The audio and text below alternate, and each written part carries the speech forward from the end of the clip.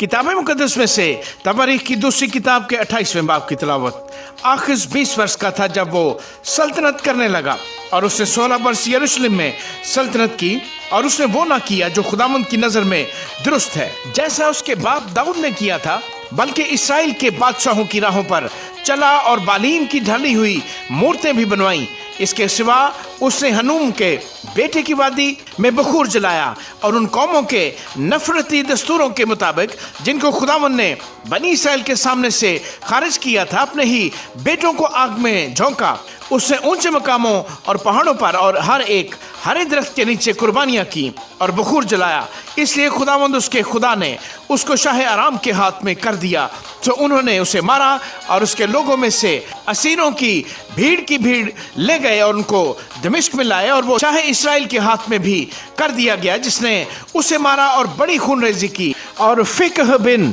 रेमलिया ने एक ही दिन में यहूदा में से 1,20,000 को, जो सब के सब सुरमा थे, कत्ल किया, क्योंकि उन्होंने खुदावंद अपने बाप दादा के खुदा को छोड़ दिया था। और जिक्री ने, जो इफ्राइम का एक पहलवान था, मासिया शहजादा को और महल के नाजिम अजरिकाम को और बादशाह के वजीर अलकाना को मार डाला। और बनी इस्राएल अपने भाइयों में से 2 लाख औरतों और बेटे बेटियों को असीर करके ले गए और उनका बहुत सा माल लूट लिया और लूट को सामरिया में लाए। लेकिन वहां खुदावंद का एक नबी था जिसका नाम उदिद था। वो उस लश्कर के इस्तकबाल को गया जो सामरिया को आ रहा था और उनसे कहने लगा, देखो, इसलिए कि खुदावंद तुम्हारे बाप दादा का खुदा यहूदा से नाराज था, उसने उनको तुम्हारे हाथ में कर दिया और तुमने उनको ऐसे तैश में कत्ल किया है जो आसमान तक पहुंचा। और अब तुम्हारा इरादा है कि बनी यहूदा और यरूशलेम को अपने गुलाम और लौंडिया बनाकर उनको दबाए रखो। लेकिन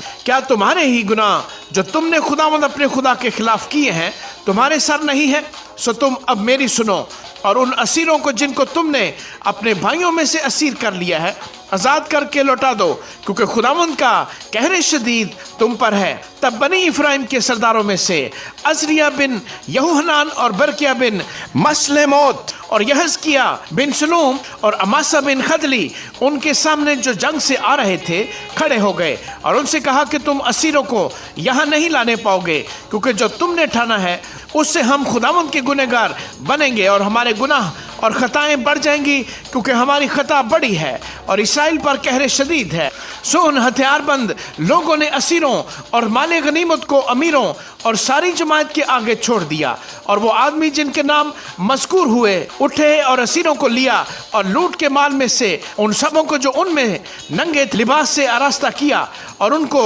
जूते पहनाए और उनको खाने पीने को दिया और उन पर तेल मला, और जितने उनमें कमजोर थे उनको गधों पर चढ़ाकर खजूर के दरख्तों के शहर यरहू में उनके भाइयों के पास पहुंचा दिया। तब सामरिया को लौट गए। उस वक्त आखिस बादशाह ने असूर के बादशाहों के पास कहला भेजा कि उसकी मदद करें, इसलिए कि अदुमियों ने फिर चढ़ाई करके यहूदा को मार लिया और असीरों को ले गए थे। और फिलिस्तियों ने भी नशेब की ज़मीन के और यहूदा के जनूब के शहरों पर हमला करके बैत शम्स और अयालून और जदे यरूत को और शोको और उसके देहात को और तिम्ना और उसके देहात को और जिमसू और उसके देहात को भी ले लिया था और उनमें बस गए थे, क्योंकि खुदावंद ने शाह इस्राएल आखिस के सबब से यहूदा को पस्त किया, इसलिए कि उसने यहूदा में बेहयाई की चाल चलकर खुदावंद का बड़ा गुनाह किया था। और शाह असूर तुगलत-पिलनेसर उसके पास आया, पर उसने उसको तंग किया और उसकी कुम्मक न की, क्योंकि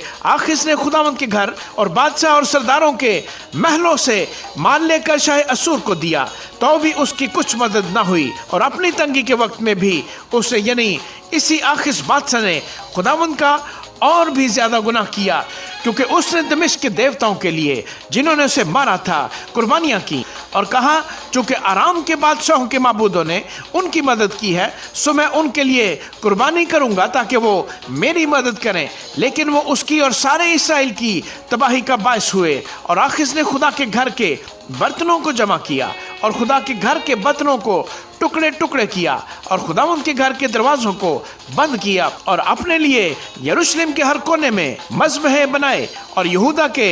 एक एक शहर में गैर माबूदों के आगे बखूर जलाने के लिए ऊंचे मकाम बनाए। और खुदावंद अपने बाप दादा के खुदा को गुस्सा दिलाया اور اس کے باقی کام اور اس کے سب طور طریقے شروع سے آخر تک یہودا اور اسرائیل کے بادشاہوں کی کتاب میں قلم بند ہے۔ اور آخذ اپنے باپ دادا کے ساتھ سو گیا اور انہوں نے اسے شہر میں یعنی یروشلم میں دفن کیا، کیونکہ وہ اسے اسرائیل کے بادشاہوں کی قبروں میں نہ لائے۔ اور اس کا بیٹا حزقیہ اس کی جگہ بادشاہ ہوا۔